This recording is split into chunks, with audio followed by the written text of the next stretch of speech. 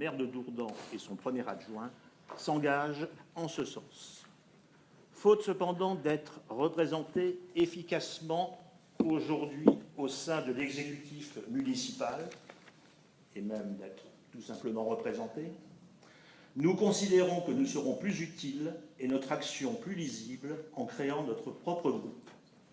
Nous œuvrerons résolument au sein de la majorité municipale dans une volonté de solidarité et de loyauté, tout en faisant entendre la voix de notre sensibilité qui a permis au second tour des élections municipales la victoire de la gauche et de l'écologie réunie sur un accord cadre face aux factions de la droite.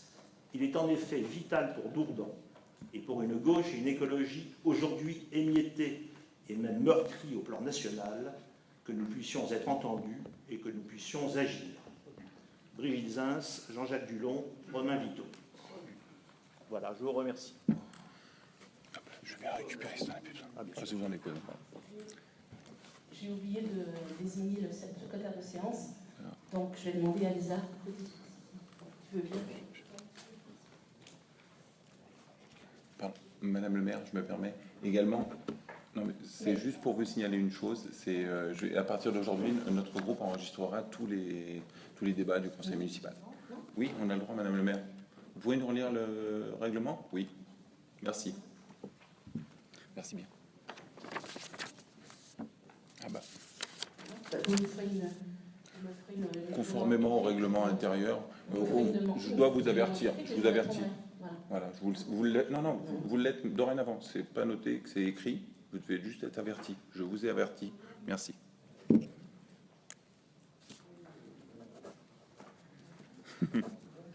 Donc, nous allons donc passer à l'ordre du jour du conseil municipal. Donc, nous allons commencer par la motion. Pierre, je te laisse la dire. D'accord. Je vais récupérer le haut-parleur. Ah, il n'avait pas l'air de marcher, ton. Ouais. Il marche pas. Il faut appuyer sur le bouton rouge. Pour une fois, c'est le bon.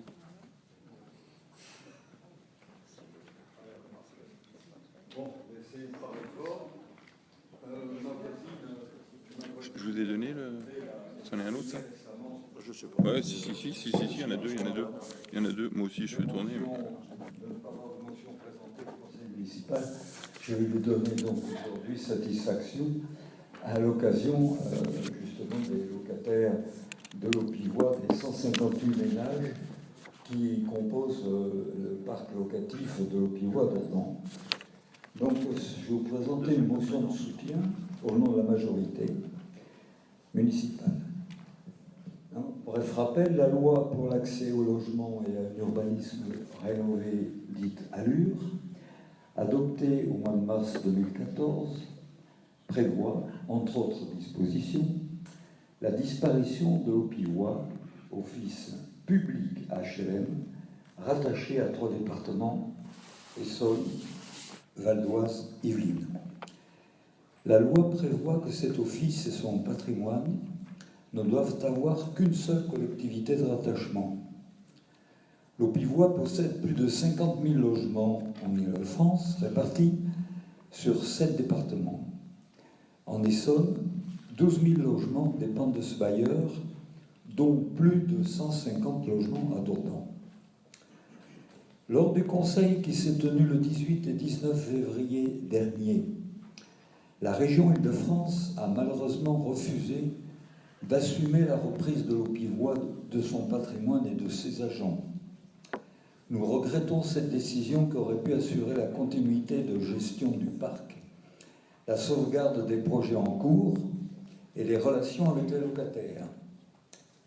De même, lors de sa séance du 15 mars 2016, le conseil départemental de l'Essonne a emboîté le pas de la région et de plus a supprimé la subvention à la CNL, la Confédération nationale du logement, qui représente les locataires qui figurent au conseil d'administration des sociétés anonymes HLM. Alors, depuis le début de l'année 2016, le patrimoine de l'Aupivois est donc divisé entre divers opérateurs.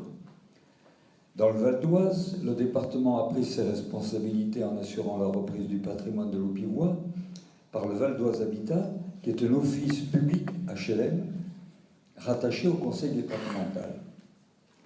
Nous regrettons que cette possibilité soit pour l'heure repoussée par le conseil départemental de l'Essonne, laissant ainsi locataires, salariés de l'Aupivois et collectivités territoriales dans l'incertitude.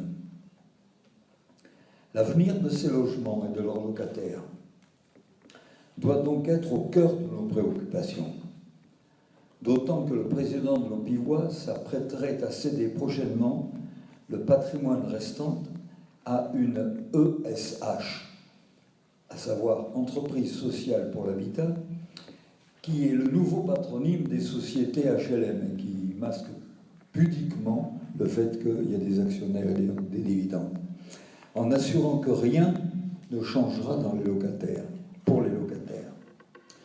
Le repreneur devra prendre conscience de l'état de vétusté de nombreux logements du patrimoine de l'Aupivois.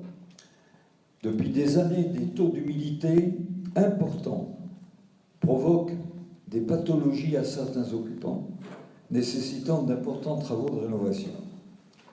C'est pourquoi nous affirmons que le patrimoine de l'Aupivois doit rester propriété de l'office public HLM, qu'il est indispensable que le repreneur de ce patrimoine puisse avoir une connaissance étendue de l'état des logements et des projets de reconstruction ou de réhabilitation en cours, et qu'il s'engage à réaliser des travaux de rénovation du patrimoine dégradé. Il est primordial d'obtenir de la part du repreneur, quel qu'il soit, un maintien des loyers et des charges pesant sur le locataire afin de ne pas leur faire subir une augmentation. Qu'il est souhaitable qu'en l'absence manifeste d'une volonté de reprise par un office sous contrôle du département de l'Essonne ou de la région Île-de-France, le patrimoine soit cédé à des bailleurs possédant déjà des liens de travail et de coopération avec les territoires concernés et que les collectivités locales concernées soient associées au choix du repreneur sur leur territoire.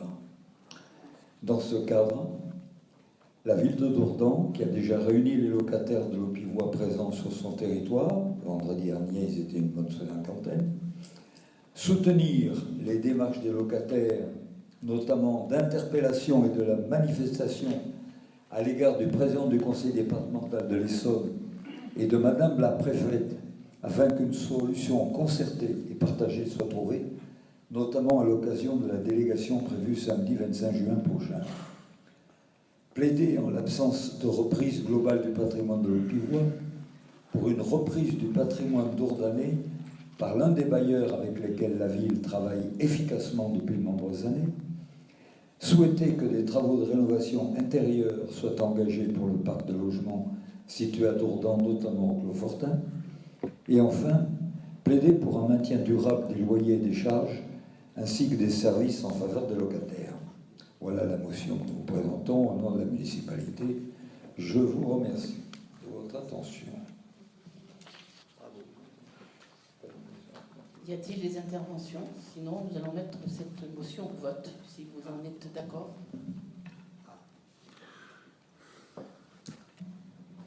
Et une explication de vote, en fait, je vais m'abstenir dans le sens où la motion est assez complète et assez complexe, et en 3 minutes, je ne peux pas me permettre de me prononcer, mais cela dit, je suis conscient que les locataires sont dans l'ignorance, et pour ça, il faut les aider. Voilà.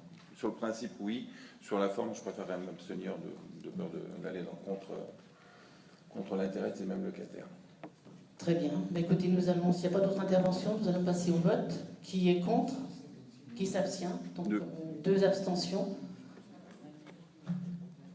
3, 5. Donc, 2, 6, 8, ça fait... Non, 7, 5 et 2, 7. 7 abstentions.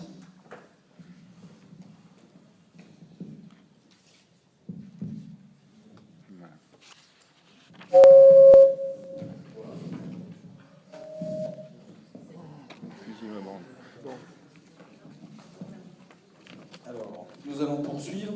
Avant de passer à l'examen des délibérations et en particulier du PADD. On voulait vous parler assez rapidement du logo de la ville de Dourdan. C'est un sujet dont nous avons déjà parlé, notamment en commission communication il y a plusieurs mois. Vous le savez, la municipalité avait engagé le chantier de renouveler le magazine municipal, ce qui a été fait il y a déjà maintenant plus d'1 an. Et puis là, depuis plusieurs mois, nous avons travaillé sur le logo de la ville de Dourdan. Donc nous vous proposons ce soir un nouveau logo. Jonathan Wagner est en train de distribuer des feuilles avec ce nouveau logo. Donc c'est un logo qui représente le Châtelet de la ville de Dourdan, avec évidemment la marque de fabrique, celle de la ville de Dourdan, avec le nom Dourdan. Et puis on a choisi aussi de mettre en valeur l'orge. C'est ce qui vous est dessiné sous le logo. Alors, Madame le maire a raison de me le rappeler, donc je vais vous le dire avec force. Ce logo, nous avons choisi de le réaliser en interne avec les services municipaux, et on doit saluer le travail réalisé par le service communication de la ville. C'est important parce que ça veut dire que c'est réalisé à coût maîtrisé. Nous n'avons pas engagé d'agence de communication et cela n'a pas engagé des frais supplémentaires sur le budget de fonctionnement de la ville, évidemment.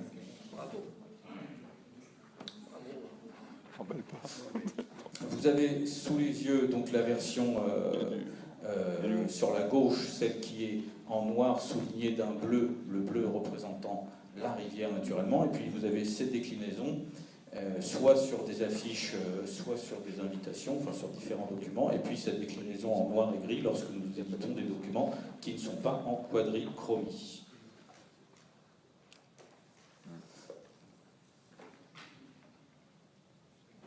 Voilà. Et bien sûr, nous utiliserons tous les supports qui ont déjà été imprimés en mairie, avant bien sûr d'en imprimer de nouveaux. Donc en parallèle, il va y avoir les deux, sur tous les nouveaux supports, on va mettre ce logo, mais nous allons utiliser sur tous les, comment dire, les papiers à lettres, tout ce qui a été déjà imprimé, nous allons l'utiliser jusqu'au bout, avant de faire imprimer de nouveaux supports.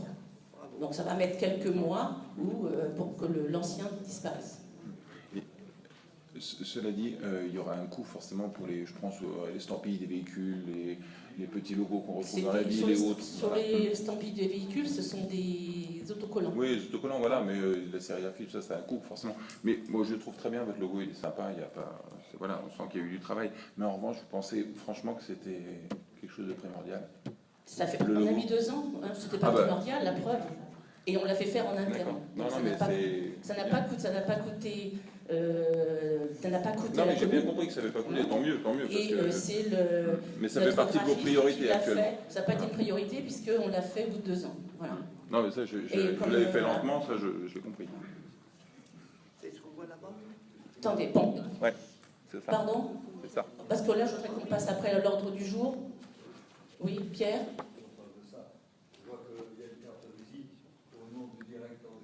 C'était pour voir, c'était pour montrer ce que ça allait faire. Ah ouais. Bah, comme jusqu'à maintenant. Hein.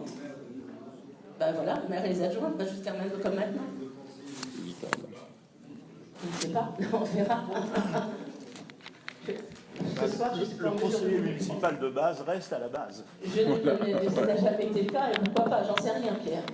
Donc ce soir, le but était de vous proposer, de vous montrer ce que ça allait donner. Voilà. Mais de toute façon, tout est fait en interne, donc pourquoi pas, hein, voilà. Mais je vais me permettre de poser une question idiote, a priori. Pourquoi ne pas être... C'est bien d'innover, hein, c'est très bien.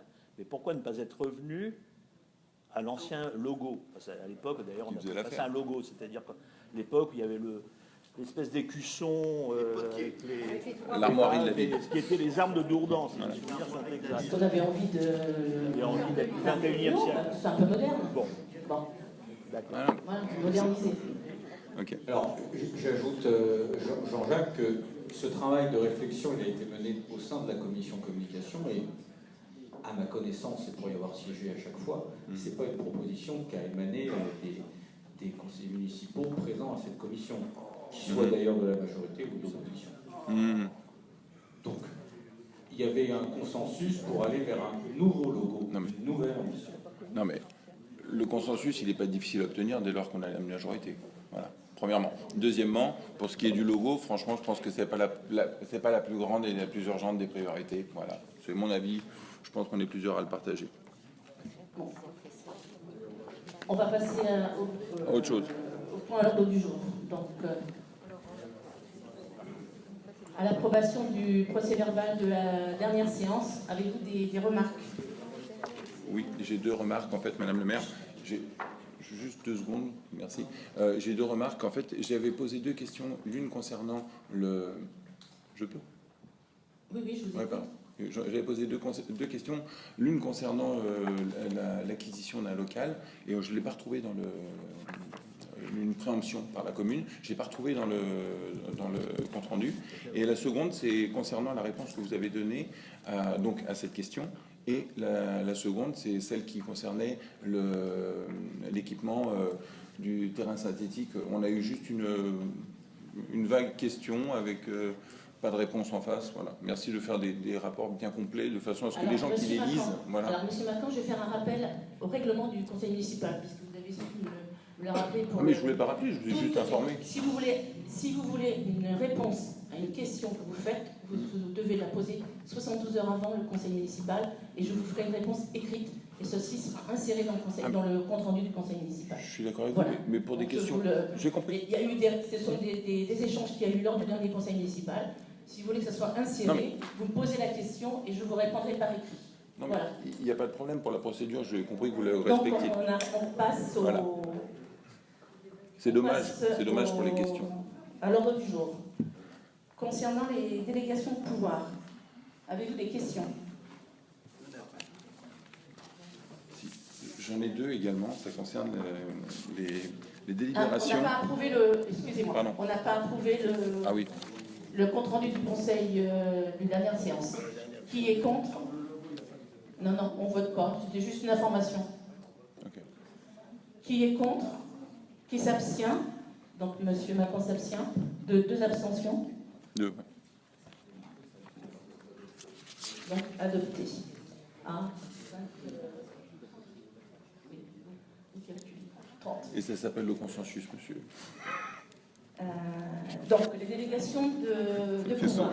Donc Monsieur Macron, vous avez 2 questions. Oui, 2 questions concernant la 106 et la 105, visiblement. On n'a pas le tarif qui a été engagé par la commune. La 105, défendre les intérêts de la commune dans le cadre... Alors, on ne sait pas qui a été nommé, ni le prix que ça a coûté. Dans le cadre de 2 procédures, l'une contre le PLU, qui a été engagée par une association, l'autre, les contribuables du Dourdan et du Repoix, voilà, la défense, et la seconde concernant le permis, la SCI, les Ménandres. Vous savez, c'est le lotissement qui se trouve en haut là, de l'ancien maire, où le chemin ne correspond pas en largeur en termes de quotas. Voilà, vous pourriez m'expliquer? Il n'y a pas de montant parce qu'il n'y a pas eu de frais d'engagé puisque la défense a été faite en interne. Allez, par les services ok. de la mairie. Dans ces cas-là, je comprends mieux. Je voulais savoir. Merci. Et d'ailleurs, je peux vous remercier de ne pas avoir facturé ça, parce que je me demandais jusqu'à quel point on pouvait... On arrête. Ouais, on arrête. Non, mais là, on n'est pas là. Ça n'a pas lieu. Donc, Monsieur Nicolo. Oui, sur Bravo. ces 2 mêmes, moi j'avais la question, enfin je voulais savoir quel était l'avocat, mais donc la défense se fait en interne. Voilà. Et ça coûte rien, et tant mieux, surtout quand c'est des permis bidonnés. Merci. C'est vrai que vous enregistrez. Hein. Ah, mais justement, c'est pour ça. Pas pour rien, en tout cas. Ah non, mais c'est pour ça que je préfère avoir l'avis de tout le monde. Pas sur une bande, ça coûte rien. D'autres... Oui, sur la 109, est-ce que vous pouvez éclairer ma lanterne? Qu'est-ce que c'est que le logiciel Orphée? À quoi ça correspond? Et vous avez d'autres pour répondre? La 109, vous avez d'autres? Ok, la 110, est-ce que vous pouvez nous éclairer et nous dire par rapport à la préemption, quel est le projet qui est derrière?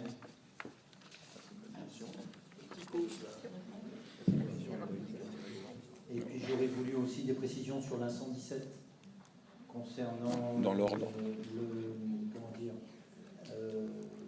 festival qui s'est passé et notamment des précisions par rapport à l'incident qui s'est passé. Est-ce qu'on a des nouvelles de la jeune fille qui a été éjettée d'un manège?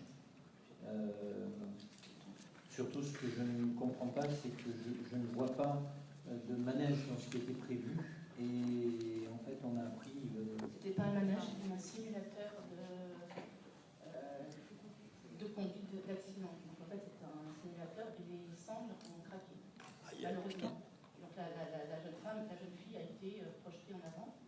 Elle a été à l'hôpital, il n'y a pas eu de dommages particuliers. Voilà. Une plainte a été déposée par les parents près du prestataire. Préventivement. Et ça suit son cours.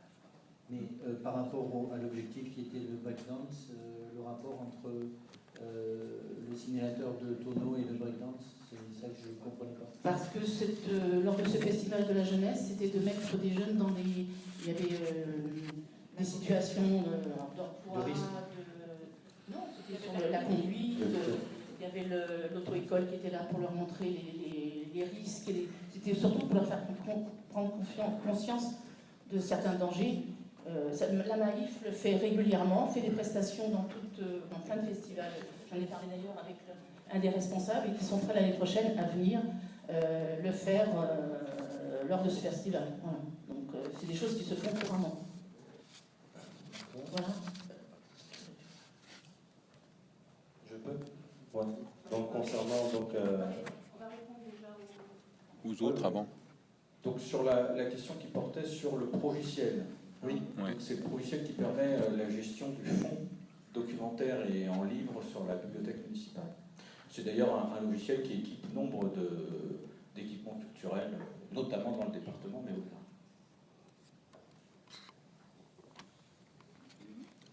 Les suivantes. Il y avait une autre question sur la numéro 2016-110. Donc ce droit de préemption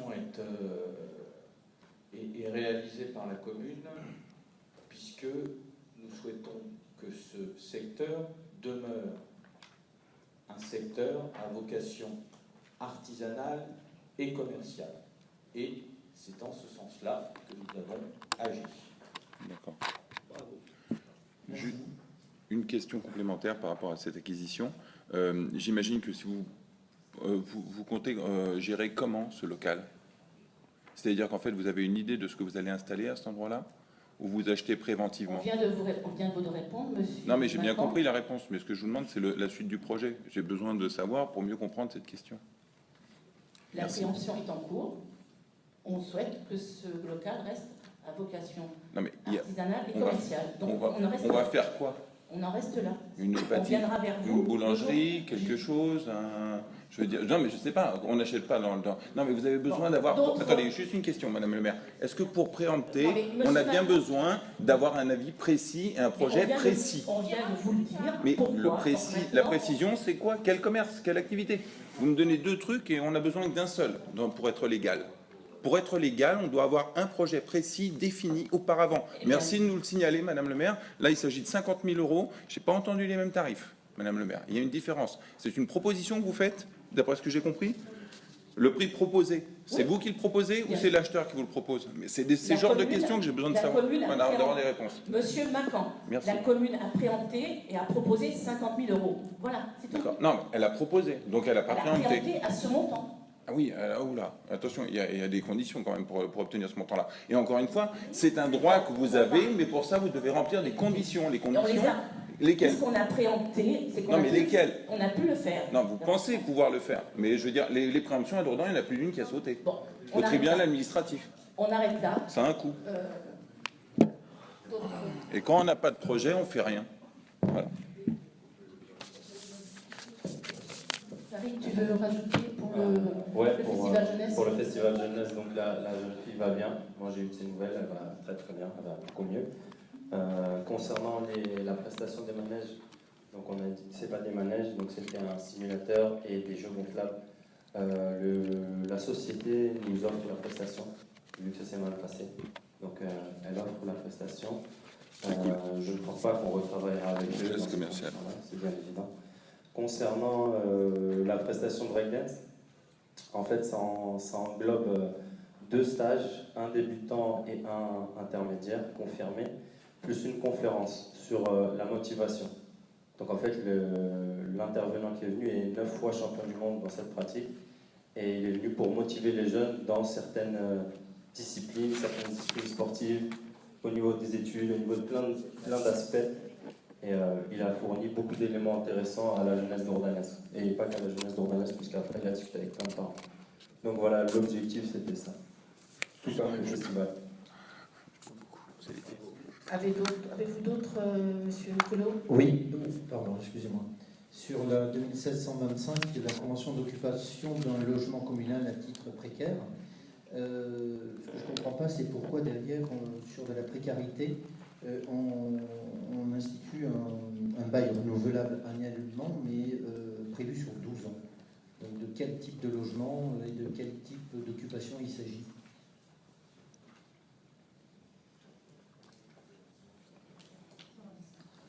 Donc c'est un logement communal qui a été loué à un employé communal. Un jeune. Donc il y a un bail, une convention qui a été passée avec lui, 1 an renouvelable annuellement dans la limite de 12 ans. C'est le principe de, voilà, on le passe pour 1 an, renouvelable jusqu'à 12 ans maximum. Donc on n'est plus dans une situation de précarité. Enfin, je veux dire, communal à titre précaire et révocable. Je pense. Précaire organisé sur 12 ans, c'est plus de la précarité. Non, précaire, c'est parce qu'il est renouvelable. C'est en attente d'avoir un autre logement. Non, j'imagine que c'est pour éviter également l'écueil d'un bail à durée indéterminée, Bah oui. une convention à durée indéterminée. Sinon, tu n'en sors pas. C'est un personnel communal, non? Pardon? C'est un personnel communal. Nous avons souhaité que les logements communaux soient, permettent aux employés communaux qui en ont le plus besoin de pouvoir accéder à ces logements. Pour nous, ce n'est pas des logements qui doivent rester. C'est un passage, c'est une aide que la commune offre aux agents. Donc, et on me dit que dans le domaine public, la précarité.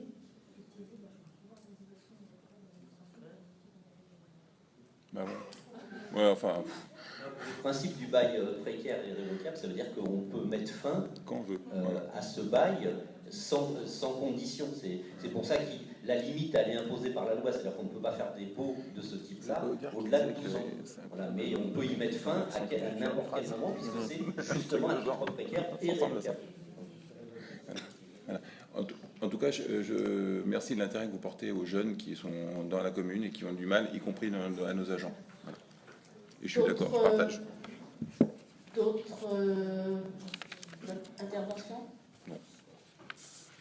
Non. Donc nous allons passer au premier point de l'ordre du jour.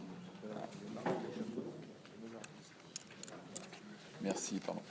Donc débat sur le projet d'aménagement et de développement durable. Olivier. Alors, avant d'engager le débat sur le PADD, nous allons regarder une petite présentation qui nous est assurée par le cabinet Pro&Co que nous avons missionné sur la révision de l'ensemble du plan local d'urbanisme. J'ai mon arme. C'est une arme, c'est bien raison. Ah non, mais c'est quoi non. Je sais pas, j'ai signé au pif, mais... Non, pouvoir remis à ma... Bon, mais voilà, c'est tout, donc signe pas. Non, je signe pas. J'ai pas compris. Ça reviendra. Bonsoir, messieurs, dames. Merci de votre présence. Il y en a certains qui nous ont déjà vu présenter ce document. Donc là, ce soir, je vais faire assez vite pour laisser place au débat. Et si vous avez des questions, eh bien, on reviendra sur les points que vous souhaitez. Donc très rapidement, le PADD, qu'est-ce que c'est? C'est un document obligatoire qu'on retrouve dans l'ensemble des pièces du plan local d'urbanisme. Excusez-moi. Donc c'est la pièce maîtresse qui définit la stratégie de la commune, la stratégie communale pour son aménagement, pour son futur, pour son développement.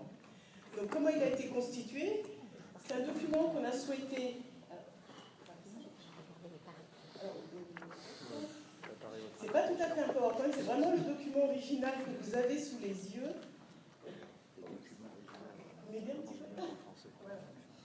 Voilà. Donc très rapidement, il y a un cadre juridique qui est bien carré, bien précis, donc qui a été changé, modifié en début d'année. Donc on reprendra dans le PADD, dans les documents finaux. En tout cas, ce document-là, il est bien cadré, il est défini et on l'a travaillé de manière pédagogique pour qu'il soit accessible à tous les Dourdanais. mais également de manière pragmatique. Pragmatique comment? En travaillant sur des thématiques qui sont les axes de développement et les axes importants pour la commune. Alors ces thématiques sont autour du développement du territoire qui s'inscrit dans un cadre plus global que simplement Dourdan, sur le volet social, c'est-à-dire en termes de logement, d'emploi et d'équipement public, et également sur l'aspect économique, parce qu'une commune sans emploi et sans activité économique ne fonctionne pas tout à fait comme il faut. Et un point important, qui vient en quatrième, mais ce n'est pas un ordre de priorité, mais en tout cas, l'environnement est au cœur du PADD. Merci. Et dans PADD, on retrouve développement durable. Et c'est cet axe-là qui est très important et est complètement repris et fil conducteur du travail qui vous est proposé. La dernière thématique, c'est la question du déplacement. Quand on parle de déplacement, il s'agit aussi bien des infrastructures, mais également des modes de déplacement qu'on peut avoir, c'est-à-dire à pied, à vélo, et la combinaison de tout ça, mais également la question du stationnement. Donc comment on organise cela en termes d'offres de déplacement, de transport, mais également en termes d'infrastructure. Alors quand on dit infrastructure, on s'imagine une grande rocade ou quelque chose comme ça, mais non, c'est les petites rues, la manière de cheminer pour les piétons, les poussettes, les vélos, etc. Comment organiser tout ça? Donc ce sont les 5 thématiques qu'on retrouve dans le PADD. On a travaillé en plusieurs temps, donc une période d'entretien et de visite de terrain pour bien connaître votre commune, mais également des séances de travail avec les équipes techniques, avec d'autres personnes extérieures à la ville qui connaissent bien le territoire, et également sur un fond documentaire. On s'est rencontrés déjà plusieurs fois en faisant à différentes étapes de l'évolution de ce travail, donc qui nous a permis de constituer un premier temps le diagnostic du territoire de manière globale et avec une vision très très large. Et à partir de ce diagnostic-là, on en est arrivé à définir des enjeux et des orientations qui s'inscrivent dans la stratégie de la commune, dans la vision politique du développement de la commune. Et de ces enjeux-là, on a défini des orientations. Les orientations, c'est comment voit-on Dourdan dans 15 ans, à 30 ans, à l'horizon de 2030. Oui, à 30 ans, mais je suis un peu loin parce que je ne savais plus. Donc, à l'horizon 2030, c'est-à-dire qu'on travaille à l'échéance de 15 ans en termes de PLU en général. Donc à partir de là, on a défini... Alors, je vais assez vite. Bon, là, vous avez les différentes étapes, ce que je vous ai résumé très très vite. Donc, ce schéma-là résume un petit peu le processus d'élaboration du PADD et du PLU lui-même. Donc, un premier temps de diagnostic, une synthèse, avec toujours un travail de concertation et d'itération entre vous et nous, et également entre les élus, avec les habitants. Il y a eu une réunion publique qui avait été menée il y a quelques semaines, pour aboutir à des documents plus officiels, tout à fait officiels et attendus, qui sont toute la partie droite de ce schéma. Les orientations du PADD, qui sont retranscrits aussi bien en termes graphiques que écrits, c'est-à-dire qu'il y a des plans, qu'il y a des schémas, il y a des dessins qui sont déclinés et qui vont donner un règlement, qui vont donner un plan de zonage avec des OAP. Alors qu'est-ce qu'on appelle des OAP? C'est la traduction en projet, de la traduction opérationnelle des orientations qui ont été choisies. Donc sur votre territoire, on est parti sur à peu près 5 OAP. Donc 5 OAP, c'est des opérations d'aménagement programmées. Ce sont des opérations d'ensemble qui sont projetées à plus ou moins long terme et qui vont s'inscrire dans un développement dans les 10 ans à venir. Donc je reviendrai sur les cartes. C'est un peu rapide, mais c'est pour revenir sur...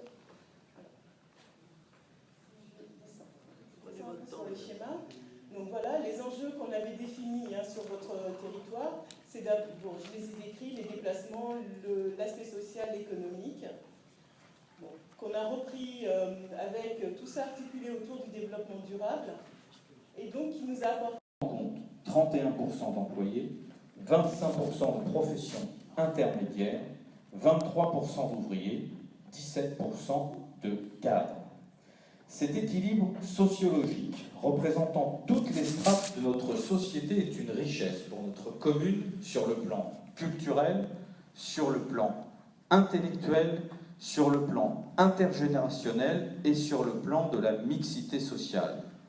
Cette richesse fait partie de notre qualité de vie et est ancrée dans notre réalité quotidienne. Je dirais que cette richesse fait partie de notre ville, de notre histoire, elle est notre patrimoine, elle est à prendre en compte et nous devons la défendre. Une autre thématique du PADD est l'activité. Dans le contexte économique que nous connaissons depuis maintenant des années, les enjeux du développement de l'activité et de l'emploi sont au cœur de nos préoccupations. Aujourd'hui, quelques entreprises emploient une majorité de salariés sur notre commune. Je citerai entre autres MDS et Axo. Pour mémoire, 17 entreprises représentent 50% de nos emplois. Notre effort pour accueillir de nouvelles activités créatrices d'emplois se traduit pas uniquement dans les documents d'urbanisme, mais ils y participent pour beaucoup. Les capacités foncières de la commune pour proposer des terrains nus aux entrepreneurs sont contraintes. Les terrains nus sont plus recherchés que les entrepôts à transformer, en particulier en période de difficulté pour l'économie. La requalification et l'extension mesurée de la zone de Vaubenard constituent donc un levier important pour la commune et la communauté de communes. La construction de la déviation nord par le conseil départemental est actuellement en stand-by. Nous devons donc redoubler d'ingéniosité pour que ce site de Vaubenard, qui aujourd'hui accueille des entreprises de toute taille, puisse en accueillir encore davantage demain. Je ne saurais parler de l'activité économique sans parler du centre-ville. Notre PADD conforte le commerce de centre-ville en développant de manière raisonnable et progressive la population. Le PADD conforte l'attractivité du centre-ville en développant l'offre du musée-château. Notre PADD soutient la vie commerciale avec la création de stationnements. Une autre thématique est celle des équipements. Dourdan est une ville très bien équipée. Néanmoins, notre statut de ville-centre est une dynamique à entretenir. Pour répondre aux besoins de notre population, le PADD précise que nous réaliserons, conformément à nos engagements électoraux, un groupe scolaire, une gendarmerie, des équipements pour l'accueil de la petite enfance, en lien avec la communauté de communes, un EHPAD. Nous conforterons aussi nos équipements culturels. Pour mener à bien notre projet, nous éviterons d'urbaniser au-delà du contournement qui ceinture la ville. Il y aura cependant une exception, afin d'installer la nouvelle gendarmerie et 25 logements de gendarmes sur la route des Granges-le-Roi. Après une discussion fructueuse avec les associations et les riverains, nous avons décidé de ne pas implanter la gendarmerie secteur Beaurepaire. Nous avons également décidé de ne pas poursuivre le projet de construction de logements chemin du Ménil. Nous pensons qu'il est nécessaire de réaliser un parking supplémentaire pour le centre hospitalier de Dourdan et étudions la possibilité de l'implanter le long des voies de chemin de fer. En matière d'équipement, toujours en matière de stationnement, le PADD prévoit le doublement du parking principal de la gare SNCF. Il prévoit aussi la création d'un parking plus petit à proximité de la gare routière sur un terrain que la commune devrait acheter à la SNCF en 2017. En matière d'équipement et d'infrastructure, notre politique se concrétise déjà dans le quotidien des habitants avec l'effort de développement des services municipaux et la réfection tant attendue des routes. Une prochaine étape sera bientôt franchie avec l'ouverture de notre maison de santé et l'arrivée de nouveaux médecins généralistes sur notre ville. Je vais vous parler d'environnement. Nous tenons compte des continuités écologiques dans notre PADD. Nous protégeons les secteurs agricoles au-delà du périphérique. Les forêts également. La commune entrera dans le PNR de la vallée de Chevreuse pour la partie rurale, bois et secteur agricole. Nous mettrons l'accent sur l'entretien des chemins ruraux, travaillerons à la mise en valeur de l'orge et à la prévention des risques d'inondation. Enfin, le PADD est aussi le résultat d'une large concertation. Dans le PADD, mesdames, messieurs les conseillers municipaux, vous le savez, les décisions importantes que pour notre ville et les projets qui concernent le quotidien des Dourdanais sont menés en relation avec les habitants. Dans cet esprit, le PADD a été rédigé dans le cadre d'une large concertation que je tiens à vous rappeler. Ainsi, nous avons rencontré les conseils de quartier, les associations de défense de l'environnement et de préservation du patrimoine. Nous avons également rencontré les agriculteurs. Nous avons discuté par 2 fois des enjeux du PADD en commission urbanisme avec les élus, commission qui associe majorité et opposition. Nous avons naturellement organisé une réunion publique ouverte à tous les habitants qui a rassemblé de nombreux Dourdanais. Nous avons aussi naturellement travaillé avec les services de l'État. Tous ces rendez-vous ont connu un beau succès.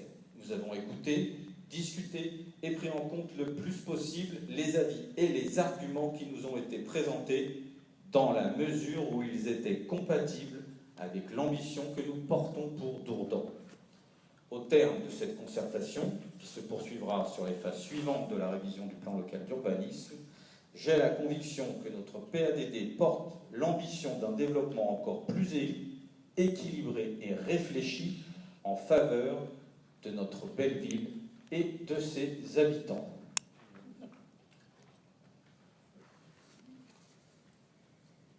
Le débat est ouvert. Bon, je vais y aller alors du moins. Voilà, la technique. Et donc j'attends. Je vais prendre qui veut intervenir parce qu'on va essayer, il faut que le débat soit équilibré, que tout le monde puisse s'exprimer dans un temps... Ah mais c'est un débat, il va falloir qu'on en parle quand même. Voilà. C'est le seul, parce que...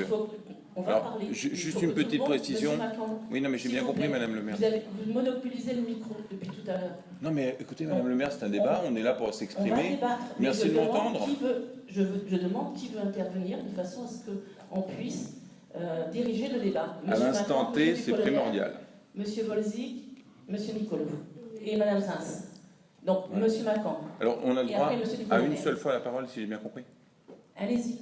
Madame le maire, parce qu'on a le droit à plus d'une fois. C'est un débat, Monsieur Macan. Donc, on aura le droit à une autre fois. Donc, alors, la première question, ce que je voulais savoir, dans un premier temps, c'est, j'ai bien entendu, j'étais présent à la réunion du PADD, et j'ai aussi assisté aux commissions. Aux commissions, il nous a été difficile de discuter longtemps. Pour certains, c'était très long. On a parlé jusqu'à 15 minutes. Et c'est énorme de donner 15 minutes de son temps quand on s'adresse aux Dourdanais pour les 15 prochaines années. Et ça, c'est une différence qui est... enfin, du moins que moi, j'ai du mal à accepter. Bon, c'est votre projet, vous le portez. Il n'y a aucun souci là-dessus. Vous avez une majorité toute relative et de plus en plus relative. Et aujourd'hui, là où je vous... Mais Madame le maire, laissez-moi terminer. Je vous embête pas plus. Voilà, merci. Donc, en revanche, pour ce qui est des points du PADD, merci de nous préciser quelles sont les évolutions. Tout d'abord, j'avais une question à poser à Madame qui nous a présenté le PADD. Est-ce que ce sont la présentation du PADD est-elle faite avec les accords des services de l'État de manière antérieure, c'est-à-dire la première présentation qu'on a eue, est-ce que vous avez eu un avis de l'État? Alors, je crois qu'il y a plusieurs questions dans votre intervention. Non, mais et j'ai l'impression qu'à la fin, il n'y en a qu'une. Donc... Est-ce qu'on a eu l'accord de l'État lors de la première présentation? Ou est-ce que c'est une présentation que vous nous avez faite sur vos envies, vos ambitions? Ou est-ce qu'il y a eu une consultation auparavant? Monsieur Macan, si tu avais écouté l'intervention que j'ai faite... Non, mais je l'ai écoutée, mais elle était un peu longue. Je crois qu'il a été clair que j'ai indiqué que nous avons travaillé avec les services de l'État. D'accord, ok. Donc la réponse est oui, nous avons travaillé avec les services de l'État. As-tu une deuxième question? La même, pour ce qui est de la modification, est-ce que vous avez entre-temps fait intervenir les services de l'État? Parce qu'il y a eu une deuxième évolution, une deuxième mouture, il y a une première qui nous a été présentée, puis une deuxième qui a été modifiée avec des projets en moins, des secteurs qui ont bougé. Est-ce que ça a été fait avec les services de l'État? Nous avons travaillé avec les services de l'État sur la version la plus récente du PADD. Donc la première était... Ce soir. La première, en fait, était... Tu poses une question, je réponds à la question. D'accord, donc la première était...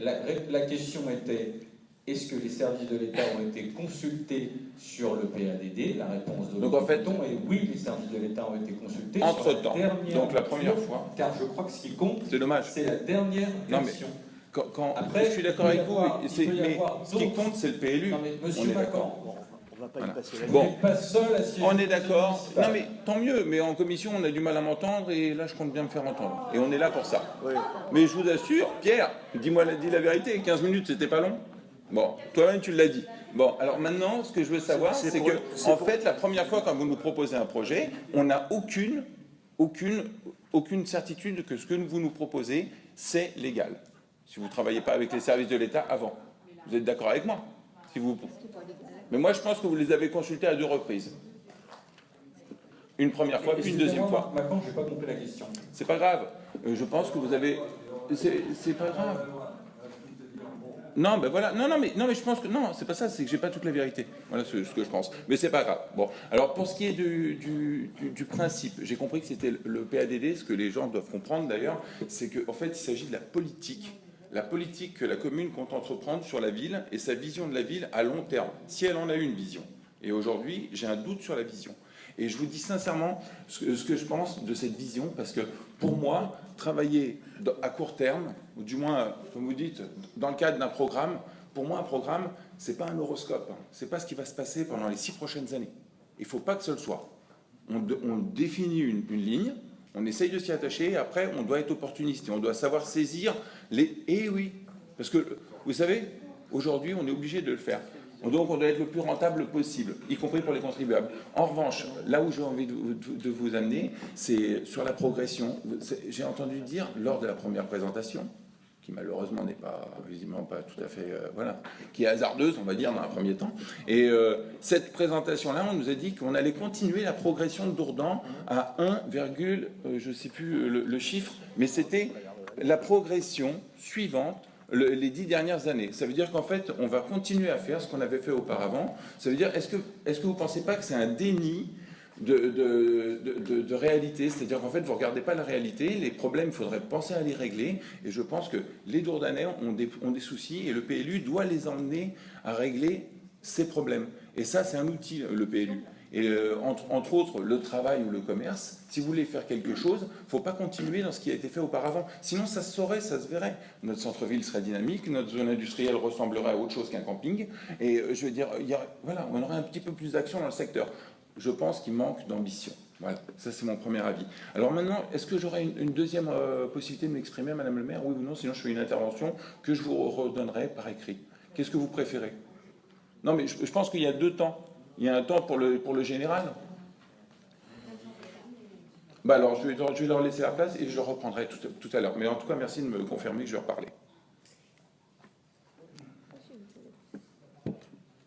Monsieur Nicolo, Monsieur du colonel.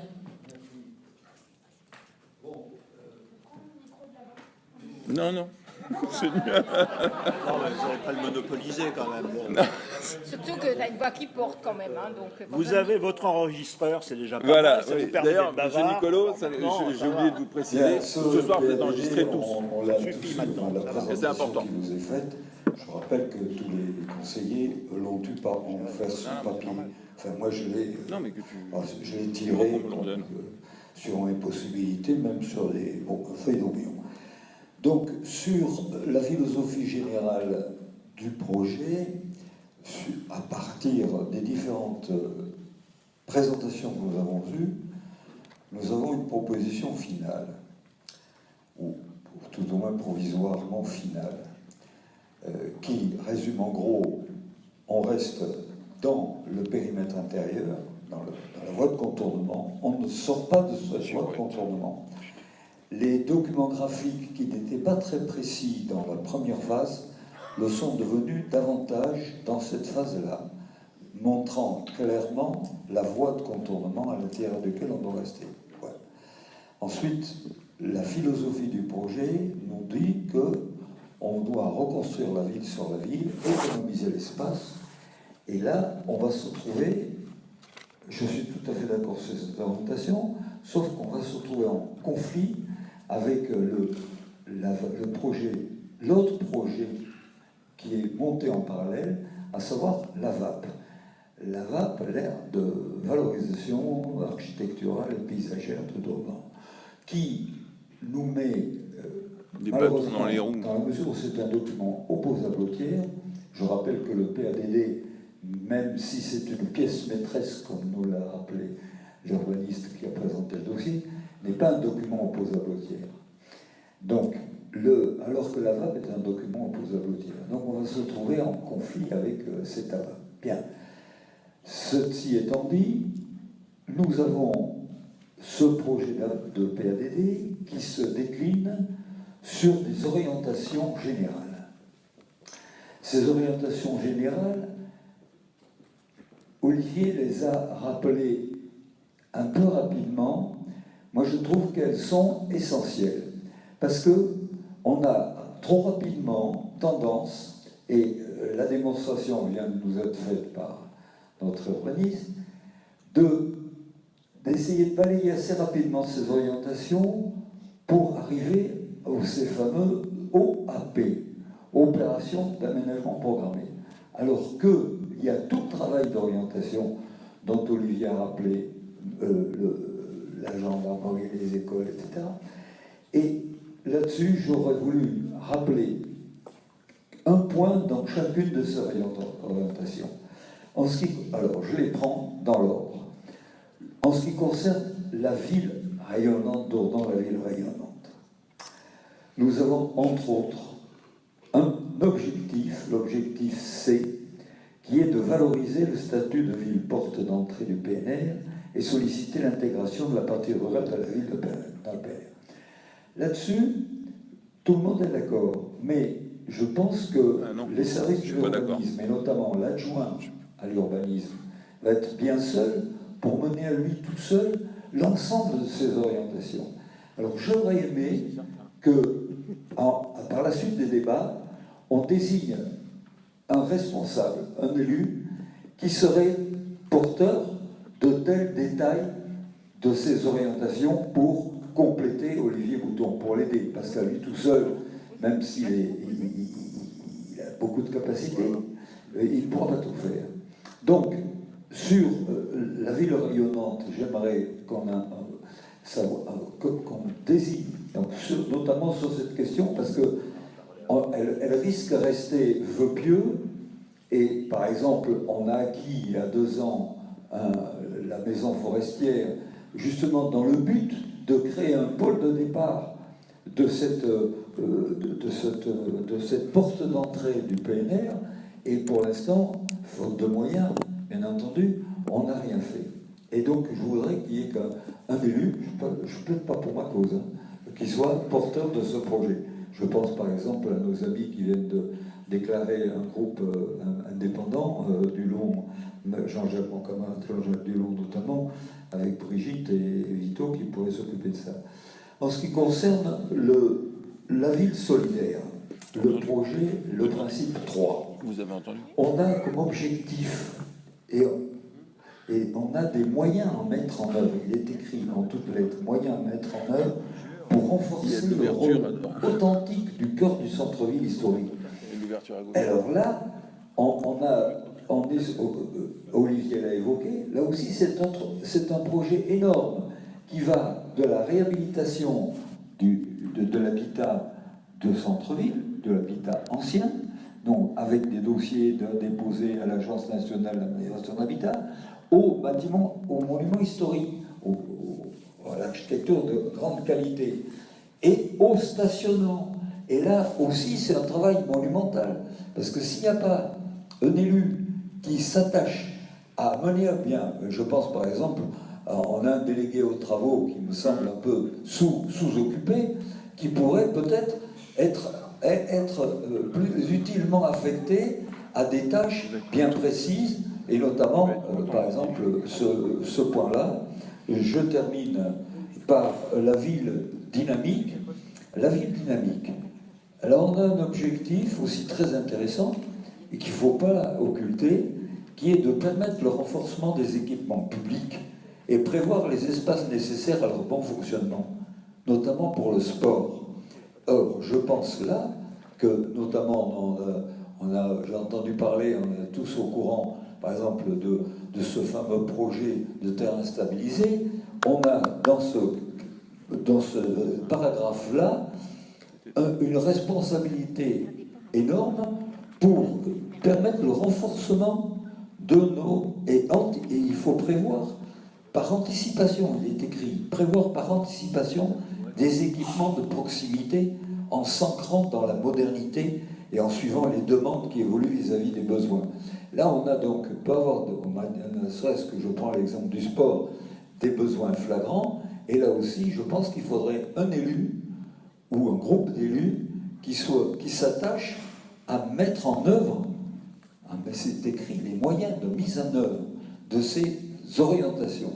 Et là, je serais satisfait parce que ce PADD ne resterait pas de bons mots et lettres mortes.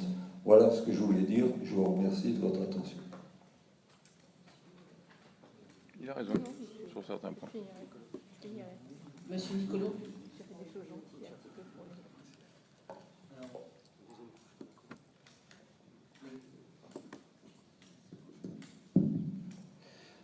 Donc, votre projet, ou plutôt l'ambition ce soir d'avoir un débat, est quelque chose de difficile, et j'en veux pour preuve ce qui s'est passé dans les commissions, où la parole a été largement et avec un timbre très haut mobilisé par certains. Donc, au débat, je préfère une intervention que je vous demanderai de bien vouloir annexer au compte-rendu du conseil municipal. Elle tourne autour de plusieurs points. La première, la qualité du document support. Je regrette et nous trouvons normal que ce document papier, pour un sujet aussi important, que vous nous avez transmis, soit d'aussi piètre qualité, d'autant plus qu'on s'est doté, il me semble, il n'y a pas très longtemps, d'appareils modernes, voire ultra-modernes, et qui ne permettent pas de lire les cartes et les légendes, rendant impossible toute analyse.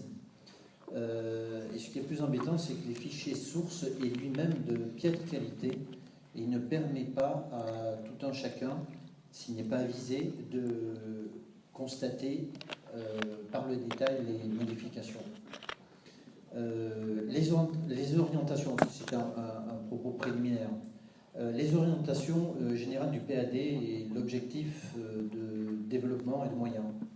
Dans sa globalité, le projet PADD que vous présentez reprend les orientations de celui de 2013 qui a conduit au PLU actuellement en œuvre. Les objectifs généraux que vous indiquez sont les mêmes, ainsi que les bonnes résolutions que vous intitulez les moyens mis en œuvre. Même les objectifs de croissance de population sont quasiment identiques, 12 200 habitants en 2023, à ce jour, plus 1,5% annuel, contre 13 000 en 2030, 1,4% annuel. Dans votre projet, avec une même volonté de maintenir la variété actuelle de population. On ne peut pas dire que vous avez été très innovant sur ce point de vue, ni que le cabinet d'études ait eu beaucoup à se creuser les méninges, tout comme c'était déjà le cas pour la réédition du diagnostic. Encore beaucoup d'argent dépensé à notre sens pour rien, tant on se demande pourquoi vous avez relancé aussi vite une révision complète du PLU, datant pourtant seulement de fin 2013. Elle pouvait tout à fait répondre à la mise en œuvre de vos projets. Pourtant, il convient tout de même de souligner quelques évolutions discutables développées ci-après. La priorité donnée à l'urbanisme du Puy-des-Champs. Alors, tout le monde se dit que le secteur du Puy-des-Champs est amené un jour à être intégré à l'ère urbaine. La question est de savoir quand et surtout pourquoi en faire. La priorité donnée par la majorité précédente allait à la reconquête des friches existantes au sein de l'ère urbaine actuelle. Ne pas ouvrir de nouveaux espaces obligeait à la requalification d'espaces urbains constitués actuellement mais en désuétude, voire à l'abandon. Chacun comprendra que si de larges espaces comme le Puy-des-Champs sont ouverts, tout de suite à la construction, les promoteurs iront à la facilité en les priorisant. Alors, la ville devra, pendant de très longues années, encore en son cœur de ville, supporter des îlots de mauvaise qualité, car plus compliqués à réaménager. Enfin, la construction sur ce secteur est extrêmement sensible en raison de son intérêt paysager fort. Tous les premiers prix des concours photos de la ville sont des clichés du paysage actuel qui montrent l'interpénétration entre la ville et la campagne. Il ne faut donc pas se précipiter et s'assurer en premier lieu que le développement intramuros n'est finalement pas suffisant. Autre élément inquiétant, la nécessité pour la commune de traiter avec l'EPFIF, établissement public foncier d'Île-de-France, pour l'achat de terrains privés dans le cadre d'une convention qui obligerait la commune à rembourser en l'absence de début de construction dans les 5 ans. L'enjeu est de 10 millions d'euros, ce qui mettrait la commune financièrement à genoux. Le jeu en vaut-il la chandelle? Ne peut-on pas faire autrement? Qui plus est, pour le logement, quitte à prendre possession d'espace, il serait plus avisé d'utiliser l'autre secteur actuel réservé, qui est le coteau de la Minière, au nord de la voie ferrée, en raison de sa meilleure intégration dans le paysage, de son exposition et de sa proximité du centre-ville et de la gare. Il pourrait s'y construire un très beau éco-quartier, avec une requalification des quartiers du Clos-Fortin et des Chevreuils, ainsi que de l'école Champigny. Les points qui sont maintenus, globalement, beaucoup de choses sont reprises par rapport à ce qui était prévu au PADD précédent. Ainsi, par exemple, nous souscrivons tout à fait à la requalification des zones d'activité existantes, au souhait de pouvoir construire de nouveaux équipements publics et des zones de stationnement complémentaires, ou encore au développement du partenariat avec le parc naturel de la Haute-Vallée de Chevreuse, à l'aménagement de la commune en mode doux. Ce qui a disparu, nous trouvons dommage dans la pratique l'abandon de certains projets. Les mots utilisés pour exprimer certaines volontés doivent trouver traduction dans la pratique, et ce n'est pas le cas. Nous parlons là des OAP, orientation d'aménagement de programmation, qui doivent traduire de manière plus détaillée les aménagements phares des espaces concernés. Parmi celles présentées en 2013 par la majorité précédente, ont disparu, démontrant ainsi un réel désintérêt de la majorité municipale actuelle, celles qui concernent le centre-ville commercial et touristique, les activités touristiques et de loisirs nature, le commerce de proximité, l'orge urbaine. Là encore, c'est une affaire de choix et de sensibilité. Pour notre part, nous réclamons leur réintégration dans une nouvelle version du PADD, beaucoup plus ambitieuse en termes de dynamisme économique, de cadre de vie et de développement durable. Ce qui a été évité, nous vous félicitons que vous ayez pris en compte les demandes des associations liées à l'environnement, au patrimoine et au cadre de vie. En outre, nous sommes très heureux d'avoir échappé aux idées d'urbanisme qui avaient germé dans le secteur de l'hôpital et celui de Beaurepaire, et que désormais vous ayez compris tout l'intérêt de la VAP mis en place en parallèle au PMU. Ce qui n'a pas été évité, nous visons là les terrains actuellement en zone naturelle inconstructible, située dans la zone urbaine principale de la ville, et l'îlot Beaurepaire sur le chemin Malaisie qui vient d'être très récemment élargi. Malassie, pardon. Ces terrains d'environ 10 000 m² sont actuellement en zone dite naturelle et inconstructible. Les cartes contenues dans les documents, même si elles étaient difficiles à lire, de votre PADD indiquent clairement, et il a fallu, je vous assure qu'on s'y reprenne à plusieurs fois, indiquent clairement leur basculement dans l'espace urbanisé, alors qu'il était auparavant, au contraire, forêt à protéger. Nous ne pensons pas ici que ce soit bien fondé, ou que ces transformations qui peuvent avoir, selon vous, une vision politique. Pour notre part, nous préférerions qu'ils conservent leur classement en zone naturelle, compte tenu des enjeux financiers qui sont derrière. Aussi, vous comprendrez que nous ne voterons pas compte tenu de la version finale du PADD. Nous ne sommes pas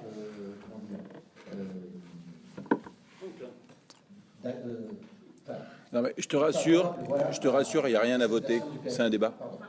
Il n'y a rien à voter. Je vous remercie, madame. Bien, moi, je voudrais revenir sur Maroc. Donc, Ma bande. Le secteur de Vaubenard et le contournement nord. Donc, on en a parlé. Il nous a été dit, effectivement, et c'est la réalité, pour l'instant, le projet est en stand-by. Toutefois, on en parle en page 23, en page 24 et en page 30, on dit que le secteur de Vaubenard pourra, le PADD lui laisse la possibilité d'établir une OAP sur ce secteur-là. Donc, je voudrais rappeler simplement que pour aujourd'hui, cette déviation nord est provisoirement abandonnée, mais qu'il n'en demeure pas moins qu'un certain nombre de parcelles sont aujourd'hui constructibles. Ce sont des parcelles qui devraient constituer des délaissés à l'intérieur de la rocade si elle est réalisée un jour, mais la communauté de communes a aujourd'hui la possibilité d'implanter des entreprises sur cette parcelle qui fait partie aujourd'hui du plateau de Biffard.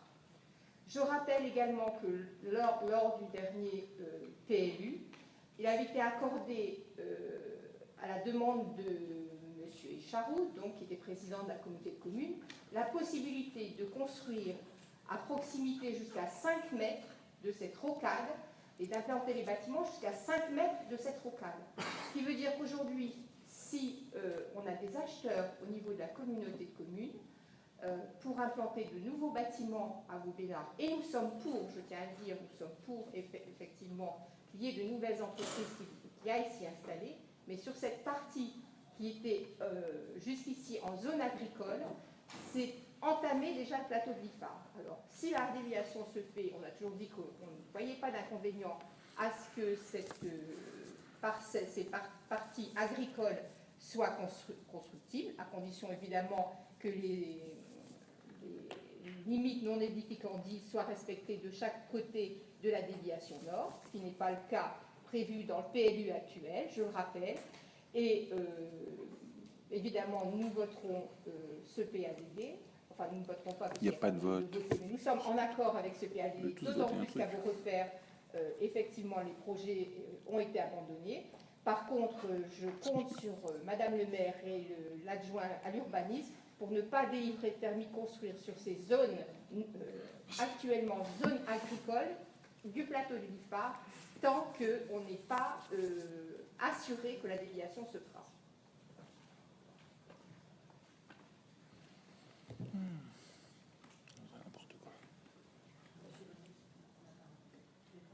Oui, enfin, bon, je pense que tout a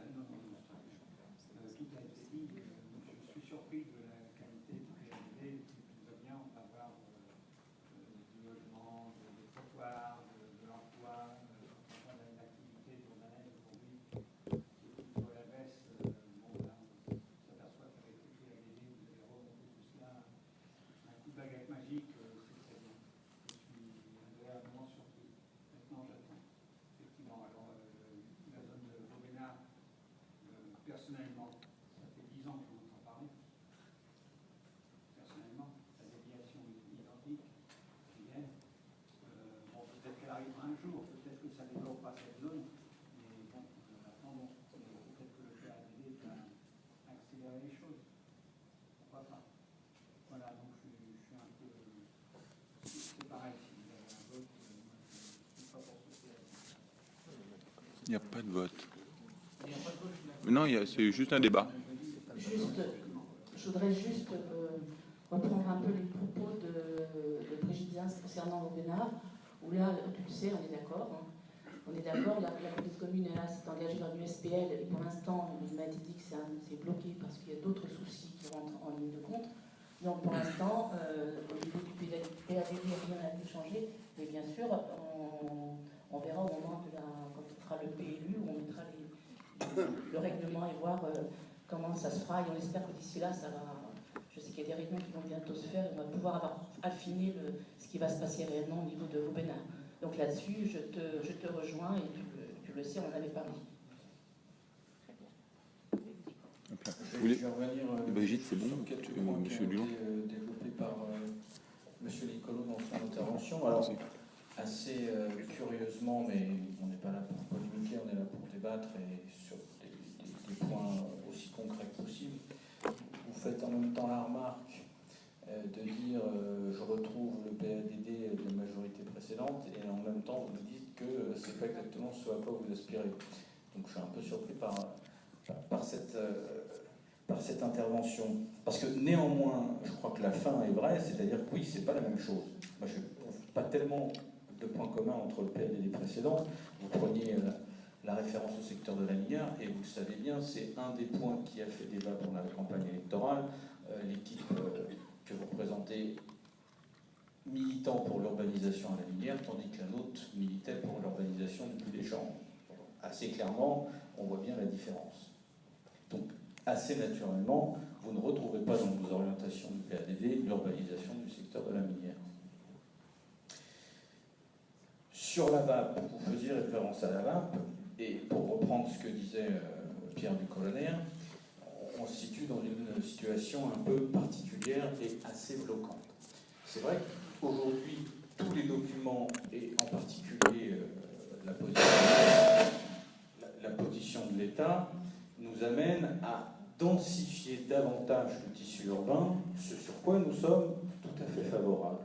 Et les chiffres que nous avançons dans le PADD le démontrent. On s'engage sur du renouvellement urbain, de la densification du tissu urbain sur 70% du programme d'urbanisation, tandis que 30% sont dans l'élargissement, et d'ailleurs quasiment essentiellement sur le Puy-des-Champs, plus le projet de gendarmerie dont je vous ai parlé tout à l'heure.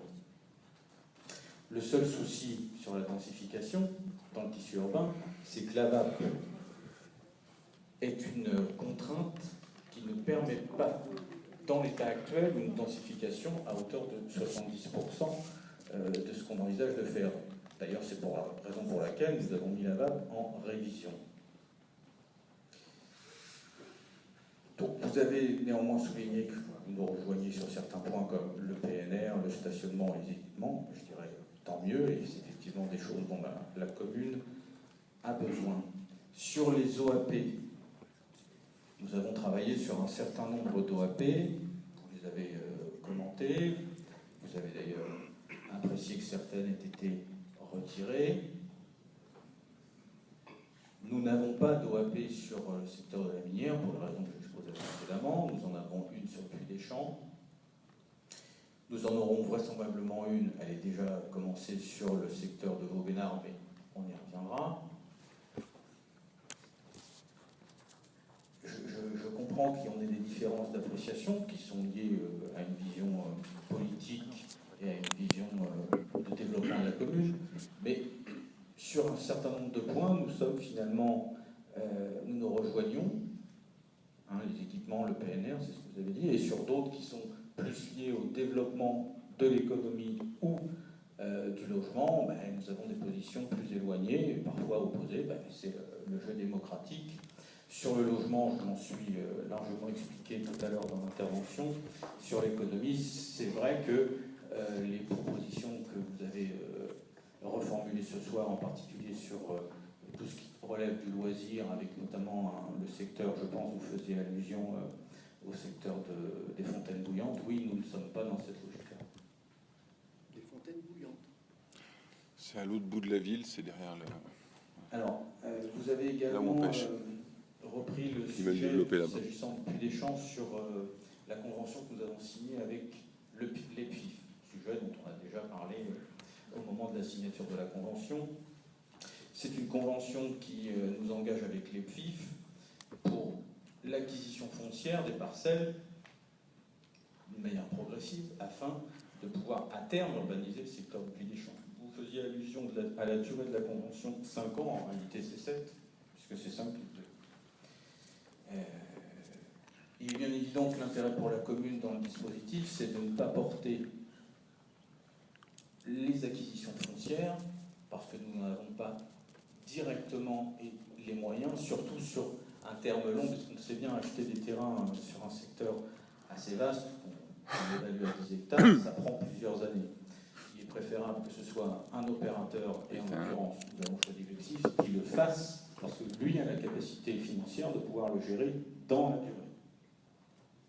Et je ne pense pas, à l'inverse de ce que vous exposiez, que la commune sera amenée à acheter les terrains à la fin de la convention, même si c'est vrai qu'on a peut-être parfois des exemples de cette nature. On avance quand même sur un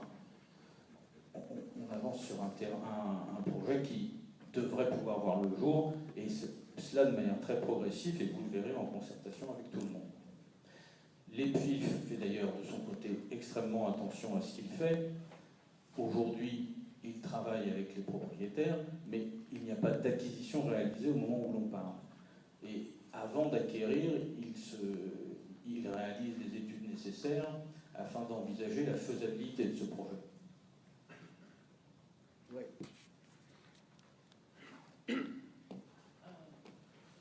Est-ce que je peux juste, non pas répondre, peut-être pas la prétention, mais en tout cas apporter un éclaircissement. Justement, où est-ce qu'on en est dans l'avancement de ce dossier d'acquisition foncière avec les FIF et quel est le risque? Parce que quand on évalue ça à 10 millions d'euros, le sujet n'est pas supportable par la commune. Vous avez parlé aussi de logement social. On l'a évoqué en commission, on peut le réévoquer ici. Aujourd'hui, la région s'est clairement prononcée sur la manière dont elle comptait financer le logement social en Île-de-France. Valérie Pécresse a été très claire là-dessus, notamment en ce qui concerne le logement social, très social. Elle a dit que pour toutes les communes qui avaient un taux supérieur à 30%, elle n'apporterait plus de financement, simplement pour éviter la ghettoisation, un terme que je n'aime pas, et qui a été utilisé, ou en tout cas, je dirais, je remplacerai ghettoisation, que je n'aime pas, par concentration de logement social sur un même pôle. Donc, est-ce que vous pouvez nous éclairer un petit peu là-dessus, sur le logement social, sur ce que vous comptez faire, et surtout, quel est le poids du logement social aujourd'hui à Dourdan? Est-ce que vous pouvez nous donner les chiffres de Dourdan?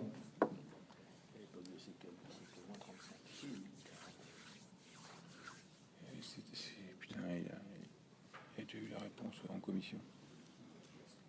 35 33, 35 32, 35. Alors, ouais. Il a déjà eu la réponse. Sur le logement social, vous savez d'ailleurs, c'est dans le diagnostic du PLU, il y a un chiffre qui est celui de 32% de logements sociaux, mais dans ces 32%, vous le savez très bien, il y a différentes typologies de logements sociaux, et c'est ça qu'il faut regarder en particulier. Et je crois d'ailleurs que l'orientation de la région sera attentive à la typologie de logements sociaux qu'on mettra en œuvre. Donc, évidemment, le projet, pour pouvoir être viable, il devra tenir compte de l'ensemble des contraintes, y compris celles éventuellement de la région. Mais nous n'en sommes pas là. Donc, quel type de logement social vous comptez construire? Alors, le sujet a été abordé en commission, monsieur Nicolo. Ah oui. Et pour reprendre... Je pense qu'il faut l'évoquer. Oui, ça ne pose aucun problème. Pour reprendre l'intervention que je faisais tout à l'heure, pour nous, le Puy des Champs, c'est un développement de la ville de Dourdan tel qu'on la connaît aujourd'hui, donc avec différentes catégories sociales dans le logement social, mais pas que dans le logement social. On trouvera des habitants qui sont à l'image de ce qu'on voit dans Dourdan. Donc il n'y a pas un objectif aujourd'hui de dire le Puy des Champs, ce sera des logements de tel type dans le logement social. C'est trop tôt pour le dire, on est au stade du PADD. Mais finalement, vous ne répondez pas à la question, c'est-à dire quel type de logement social dans les 30% vous comptez construire? Aujourd'hui, on ne peut pas vous le dire, monsieur Nicolo. Ça dépendra des financements. Ça va dépendre des financements et de beaucoup de choses.